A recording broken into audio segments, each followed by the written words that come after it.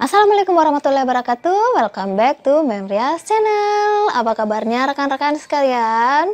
Semoga hari ini kita semua dalam keadaan sehat walafiat sehingga aktivitas kita bisa berjalan seperti biasanya.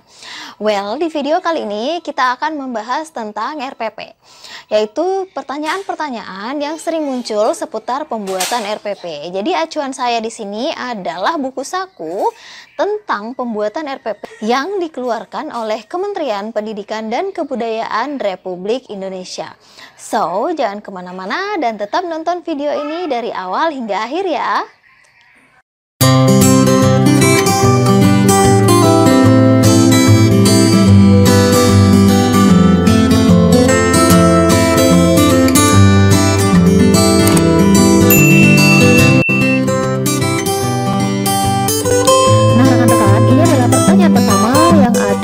Buku saku pembuatan RPP ini. Jadi jawabannya adalah guru-guru sering diarahkan untuk menulis RPP dengan sangat rinci, sehingga banyak menghabiskan waktu yang seharusnya bisa lebih difokuskan untuk mempersiapkan dan mengevaluasi proses pembelajaran itu sendiri. Jadi di sini bisa disimpulkan bahwa penyederhanaan RPP ini diharapkan guru-guru bisa menggunakan waktu yang sebelumnya kita gunakan untuk membuat RPP dengan sangat rinci untuk dialokasikan mempersiapkan dan mengevaluasi proses pembelajarannya. Oke?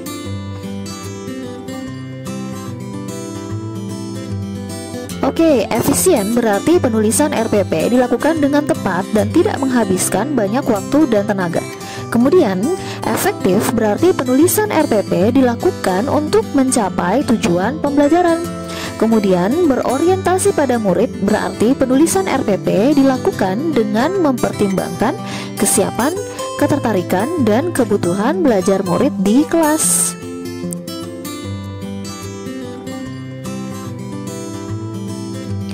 Bisa saja, asalkan sesuai dengan prinsip efisien, efektif, dan berorientasi kepada murid. Tidak ada persyaratan jumlah halamannya. Jadi tetap kita mengingat 3 prinsip-prinsip pembuatan RPP ya: efisien, efektif, dan berorientasi kepada murid.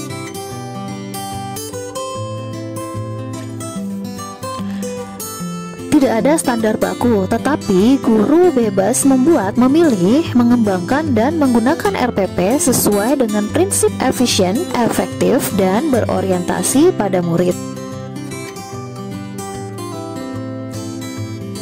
Nah, untuk pertanyaan ini, jawabannya guru dapat tetap menggunakan format RPP yang telah dibuatnya. Tetapi, guru juga dapat memodifikasi format RPP yang sudah dibuat sesuai dengan prinsip efisien, efektif, dan berorientasi pada murid.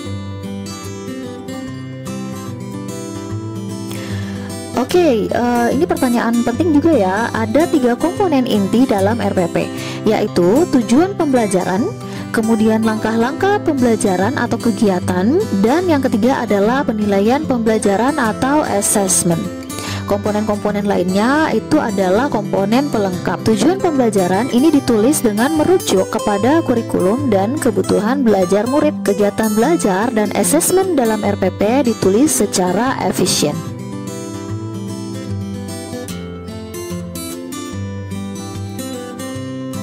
Oke, saya kira rekan-rekan sudah paham ya, RPP itu singkatan dari Rencana Pelaksanaan Pembelajaran, yang dimana RPP ini merupakan rencana kegiatan pembelajaran tatap muka untuk 1 pertemuan atau lebih. Ini merujuk kepada lampiran Permendikbud nomor 22 tahun 2016 tentang standar proses. RPP dikembangkan dari silabus dan disusun berdasarkan KD atau subtema. Jawabannya adalah tidak, karena guru tidak harus membuat silabus. Buku 2 KTSP atau silabus itu sudah disusun oleh pemerintah dengan merujuk pada lampiran Permendikbud nomor 61 tahun 2014 tentang KTSP.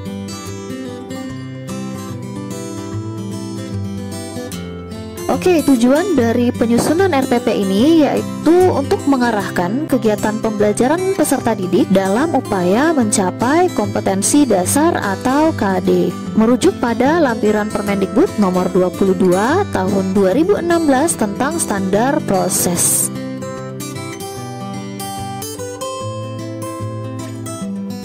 Ya, jawabannya sudah pasti iya. Setiap pendidik pada satuan pendidikan itu berkewajiban menyusun RPP secara lengkap dan sistematis. Ini berdasarkan lampiran Permendikbud nomor 22 tahun 2016 tentang standar proses.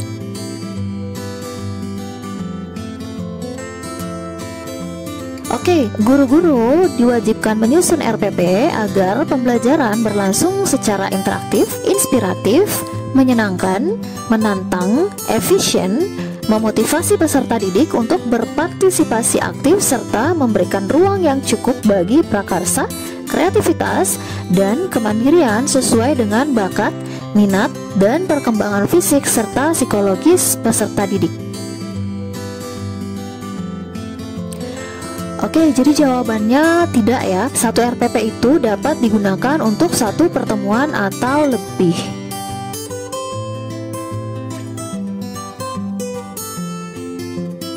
Jawabannya tidak, penyusunan RPP bukan merupakan pekerjaan yang bersifat administratif, melainkan bagian dari tugas profesi seorang guru sebagaimana tercantum pada pasal 20 Undang-Undang Nomor 14 Tahun 2005 tentang guru dan dosen.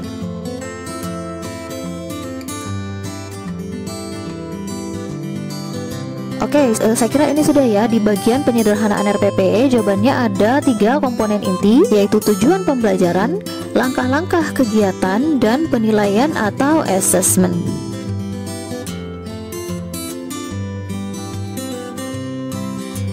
Ya, tentu dapat ya. Komponen inti ini bisa ditambahkan dengan komponen lain yang dinamakan komponen pelengkap.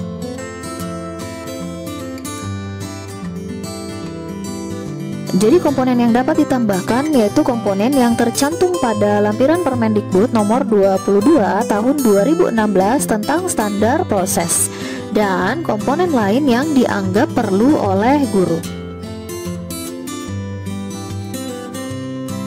Tujuan pembelajaran adalah rumusan kemampuan yang harus dicapai oleh peserta didik mencakup sikap, pengetahuan, dan keterampilan.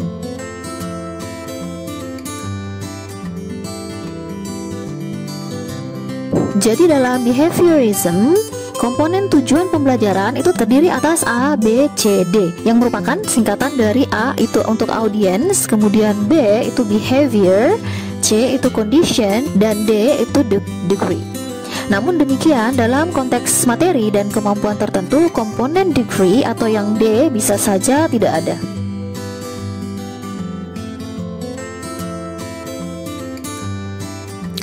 Ya, audiens yang berarti peserta. Nah, di sini itu adalah siswa atau peserta didik, yakni siapa yang mengikuti proses pembelajaran.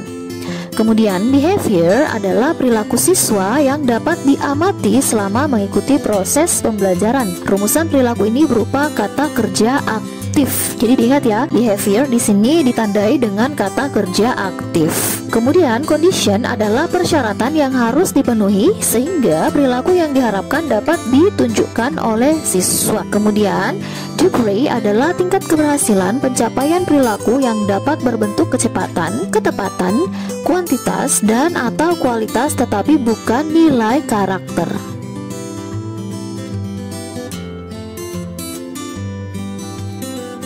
Nah, ini pertanyaan yang paling sering ditanyakan juga, contoh narasi dari tujuan pembelajaran. Nah, ada 3 contoh di sini. Yang pertama, melalui kegiatan mengamati video daur air, siswa dapat menjelaskan tahapan proses terjadinya hujan secara tertulis. Jadi dari contoh tujuan pembelajaran ini kita bisa melihat audiensnya adalah siswa.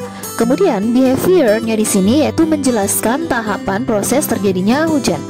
Lalu untuk conditionnya itu melalui kegiatan mengamati video daur air, dan degree-nya adalah secara tertulis. Oke, sekarang kita lihat contoh tujuan pembelajaran yang kedua. Setelah melakukan gerakan pada permainan sederhana, siswa dapat berjalan lurus ke satu arah dengan tepat. Audiensnya sudah tentu adalah siswa.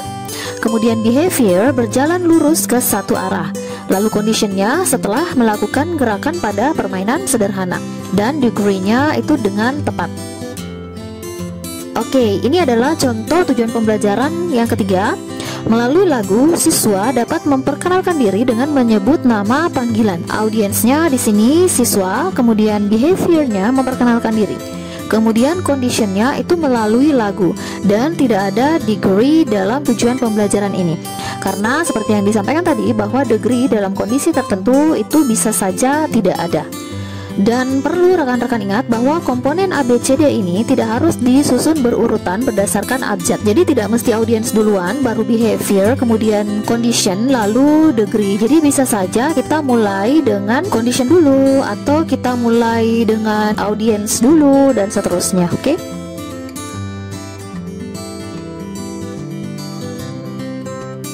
Nah, kalau tadi tujuan pembelajaran itu berdasarkan behaviorism. Nah, sekarang pertanyaan pertama ini komponen tujuan pembelajaran yang non-behaviorism. Jadi dalam non-behaviorism, komponen tujuan pembelajaran terdiri atas audience, behavior, dan content. Jadi cuman A, B, dan C. Oke, sama saja ya. Audience di sini adalah siswa atau peserta didik, yakni siapa yang mengikuti proses pembelajaran. Kemudian behavior adalah perilaku siswa yang dapat diamati selama mengikuti proses pembelajaran. Rumusan perilaku ini berupa kata kerja aktif. Kemudian konten adalah materia yang terdiri dari pengetahuan, sikap, dan keterampilan abstrak atau keterampilan berpikir kognitif dan keterampilan konkret ataupun keterampilan kinestetik.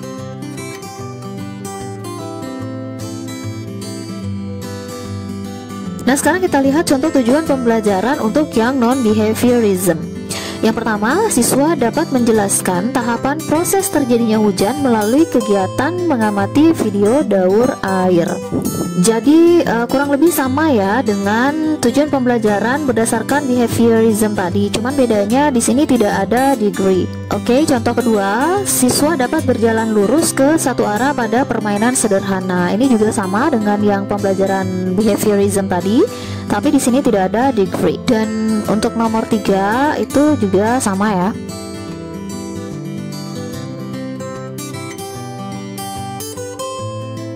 Ya, langkah-langkah pembelajaran merupakan urutan aktivitas pembelajaran yang terdiri atas pendahuluan, inti, dan penutup.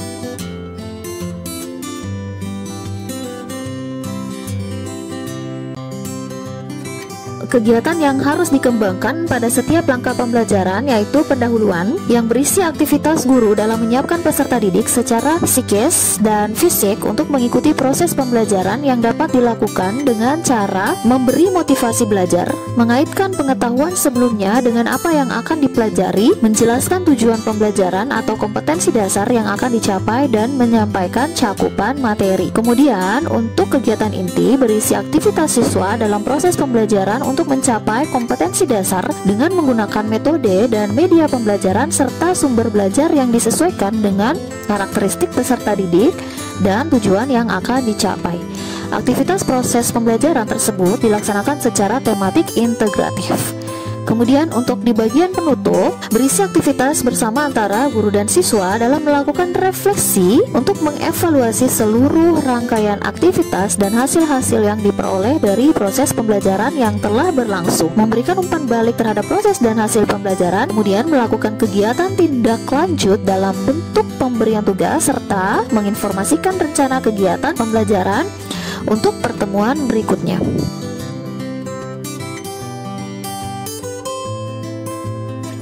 Oke, penilaian pembelajaran adalah proses pengumpulan dan pengolahan informasi untuk mengukur pencapaian hasil belajar peserta didik.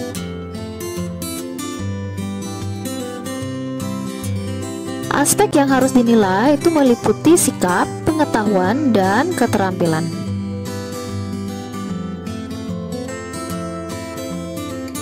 Penilaian sikap merupakan kegiatan yang dilakukan oleh pendidik untuk memperoleh informasi deskriptif mengenai perilaku atau tindakan peserta didik dalam proses pembelajaran yang meliputi sikap spiritual dan sosial.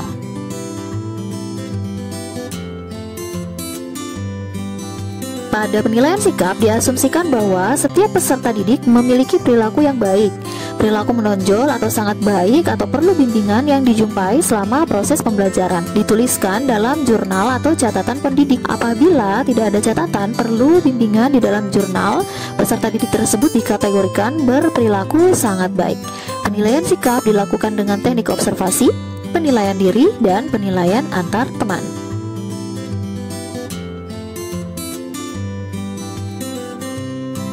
Oke, penilaian pengetahuan merupakan kegiatan yang dilakukan untuk mengukur dan mengumpulkan informasi mengenai penguasaan pengetahuan peserta didik.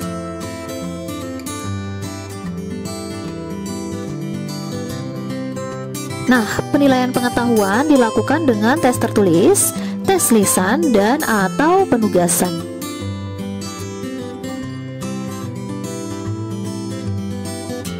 Penilaian keterampilan merupakan kegiatan yang dilakukan untuk mengukur dan mengumpulkan informasi mengenai kemampuan berpikir dan kinestetik peserta didik, menerapkan pengetahuan dalam melakukan tugas tertentu.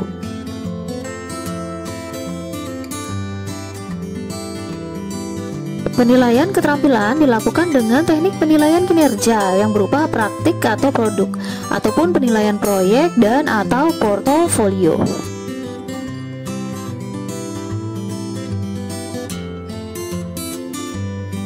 Jawabannya tentu tidak ya, jadi tidak harus dibuat dalam satu halaman.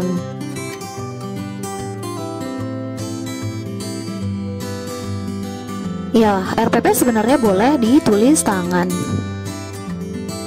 Oke rekan-rekan, itu tadi beberapa pertanyaan seputar penyederhanaan dan perancangan RPP yang dirangkum dalam buku saku pembuatan RPP yang dibuat oleh Kementerian Pendidikan dan Kebudayaan Republik Indonesia. Akhir kata, saya berharap video ini tetap bermanfaat buat rekan-rekan guru sekalian. Selamat membuat RPP untuk persiapan tahun ajaran baru, dan tentunya jangan lupa klik like, share, comments, dan subscribe untuk tetap mendapatkan video-video terbaru dari channel ini. Wassalamualaikum warahmatullahi wabarakatuh. Have a nice day and bye-bye.